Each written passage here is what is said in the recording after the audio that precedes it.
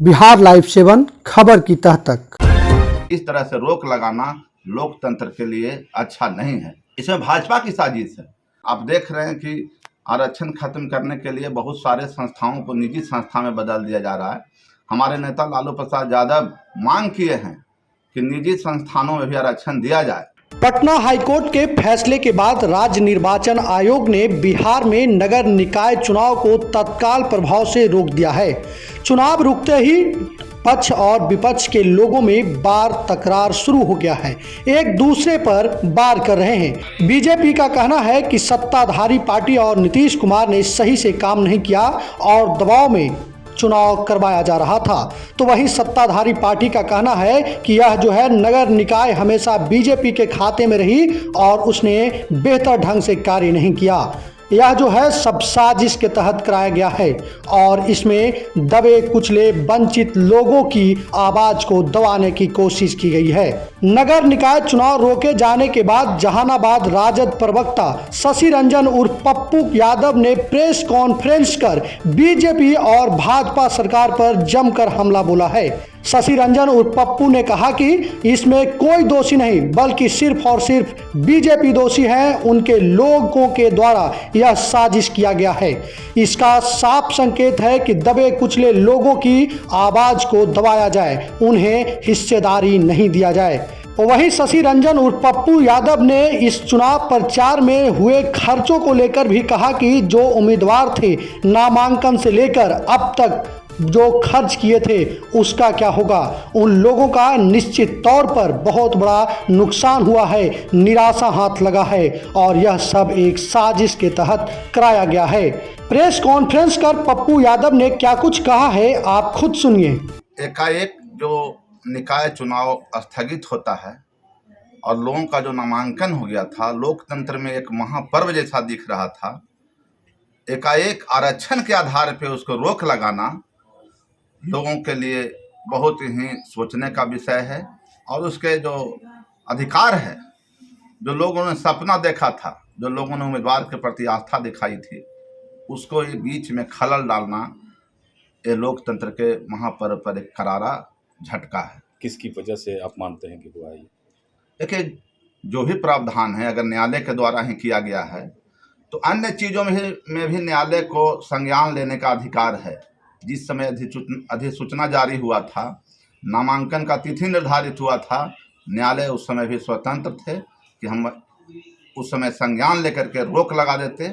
लेकिन जब अति पिछड़ा के आरक्षण के नाम पर, पिछड़ों के आरक्षण के नाम पर ये रोक लगाया गया, ये हमको परिलक्षित होता है कि प्राचीन काल में वर्ण व्यवस्था के आधार पर वंचित लोगों को छांटा जाता था, उसको अधिकार से वंचित किया जाता था। आज भी वही व्यवस्था कायम है और आरक्षण को खत्म करने का लोगों को, जो पिछड़े लोग हैं, गरीब लोग हैं, जिनको राजनीतिक अधिकार अभी नहीं मिल पाया है आज़ादी के बाद, जो बाबा साहब का सपना है कि वैसे लोगों को जिसका नैतिक और सामाजिक तिरस्कार किया गया है प्राचीन काल में, आज़ाद गुलामी के काल में, उसको हम अधिकार, आरक्षण का अधिकार दे करके राजनीतिक पद पर, संवैधानिक पद पर और कहीं भी नौकरी में उसके लायक बनाएं, जिससे कि पिछड़े वंचित लोगों का भी उत्थान हो सके। दोषी को किसको मानते हैं? दोषी हम मानते हैं कि इसमें, मैं तो न्यायालय को हम सम्मान करते हैं, लेकिन न्यायालय से हमारा आग्रह है कि सभी चीज़ों में आप लोगों को, आपको संज्ञान लेने का अधिकार है। तो जो बीच में जब प्रचार प्रसार हो गया था, नामांकन में लोग अपना पैसा भी जमा किए, प्रचार का जितना जरिया निर्धारित किया गया था कि मेयर को कितना खर्च करना है, वार्ड को कितना करना है, अध्यक्ष को कितना करना है, उस प्रक्रिया में भी 75% समय जाने के बाद इस तरह से रोक लगाना लोकतंत्र के लिए अच्छा नहीं है। यह लोकतंत्र के लिए अच्छा मैसेज नहीं गया है। किसकी साजिश मानते हैं? इसमें भाजपा की साजिश है। भाजपा सरकार 17 सालों से नीतीश कुमार के साथ यहाँ राज किया। नगर विकास विभाग शुरू से ही भाजपा के पास रहा। जब वो सुप्रीम कोर्ट का आदेश आया था तो उसको उसी समय जो होता है आरक्षण निर्धारित करने का जो कमेटी बनता है वो निर्धारण कर लेना चाहिए था। और जब अधिसूचना जारी हो गया तो उनके ही लोग साजिश करके और वंचित करने के लिए आप देख रहे हैं कि आरक्षण खत्म करने के लिए बहुत सारे संस्थाओं को निजी संस्था में बदल दिया जा रहा है। हमारे नेता लालू प्रसाद यादव मांग किए हैं कि निजी संस्थानों में भी आरक्षण दिया जाए, लेकिन केंद्र में बैठी सरकार आरक्षण खत्म करने के लिए ही, चाहे नौकरी का हो चाहे राजनीतिक पद हो, वो भाजपा का यह साजिश है। उम्मीदवारों के दर्द के बारे में क्या कहिएगा जो जिस तकलीफ से उम्मीदवारों गुजर रहे हैं लोग? जी, उम्मीदवार को दर्द है। उम्मीदवार एक दर्द पहले हुआ था कि एकाएक बहुत सारे लोग तैयारी किए और सीट आरक्षित हो गया। दूसरा दर्द हुआ कि लोग अपना नामांकन किए, प्रचार प्रसार किए और प्रचार प्रसार के बाद एकाएक ठहराव आ जाना, जो लोगों में 15 दिनों का जो उसका श्रम लगा, 15 दिनों का जो विचार का आदान प्रदान हुआ, जो उनका आर्थिक भी लॉस हुआ, ये बहुत ही निंदनीय है। और लोकतंत्र में इससे इच्छा शक्ति पिछड़ों को मारने का यह बहुत बड़ा साजिश है। क्या होना चाहिए? हम चाहते हैं कि जो बाबा साहब का संविधान है, जो नैतिक आधार पर, राजनीतिक अधिकार पर, सामाजिक आधार पर आरक्षण है, उसको जनसंघ और हमारे नेता का जो मांग है कि जातीय जनगणना कराया जाए। अगर भाजपा की सरकार, केंद्र की सरकार यह चाहती है तो जातीय जनगणना जितना जल्द से जल्द करा करके जो पिछड़े वंचित लोगों का अधिकार है, जनसंख्या बल पर जिसकी जितनी आबादी है उतनी भागीदारी देने के लिए अगर वह तत्परता दिखाती है, तब हम मानेंगे कि वह लोगों के हित की बात करता है।